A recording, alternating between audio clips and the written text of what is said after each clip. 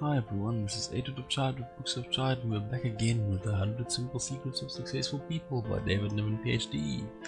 Today we're reading chapter 46, Take Off Your Blinkers. Now this little chapter goes about perspective being a powerful force, and it takes a bit of a twist, how shall I say, in the latter piece about stereotypes, and stereotypes alter our view of the world and blind us off to cause us to limit our aspirations, deny ourselves opportunities, and misjudge other people's talents just based on stereotypes, which I struggle. The example they give is of an association that was formed of a couple of, well, hundreds of people actually. They were in a pretty, well, not disadvantageous position, but more a position that they didn't believe they could work their way out of. Not that they were blocked off, it was just the mindset that wasn't there, and working closely together they managed to overcome this block, this, how shall I say, mental roadblock, and work towards a better solution. And the case study they give is by Fromm in 1999 that say people who are prone to use stereotypes in assessing themselves and others are 39% more likely to believe that opportunities are limited for others and themselves. This is a bit of a tough one because an open perspective, it's just odd the way this led to stereotypes. I can understand it's basically the classic, and this is a classic argument between the idea of generalization versus specialization, and I think it comes down to the degree of complexity of what you seek to achieve. If it's too complex, you will need to specialize.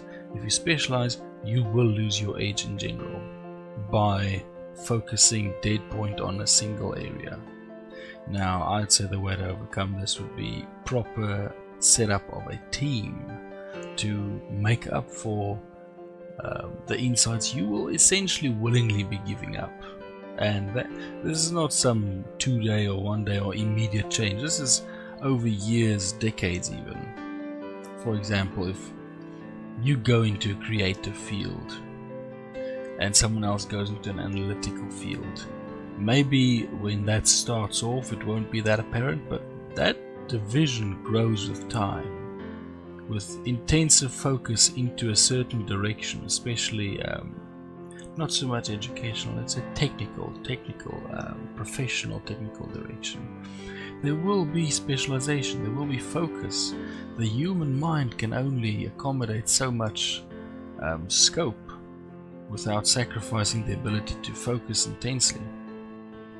So that is something that'll happen. I'd more say the lesson out of this chapter is proper team building and who you're working with, and accepting within yourself, look, I have certain shortcomings and I can overcome them by working with certain people.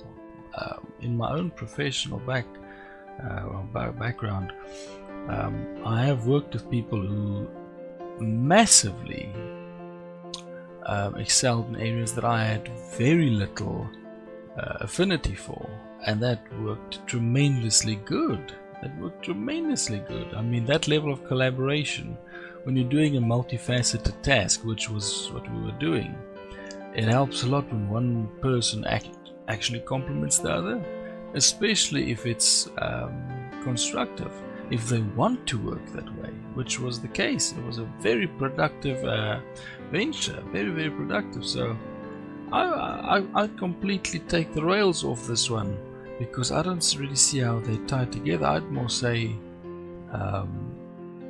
working with people who actually complement that which you are willingly giving up in pursuit of, how shall I say, either your professional goals or simply your way of thinking. Like, you might just have a mind that's more attuned to thinking a certain way, more technical, more analytical, less creative, who knows. So that's what I take out of this chapter. I completely blew this off the rails because I don't take what this chapter ended up with as the lesson, at least not in my case. I take it more as acceptance of your limitations and working collaboratively to overcome them. But that's just me. So thank you very much, everybody. This has been the 100 Simple Secrets of Successful People with David Niven Ph.D. with chapter 46. I hope you have a good day. I hope you have an even better day after hearing this, and I'll see you in the next chapter of this wonderful little book. So I hope you have a great day.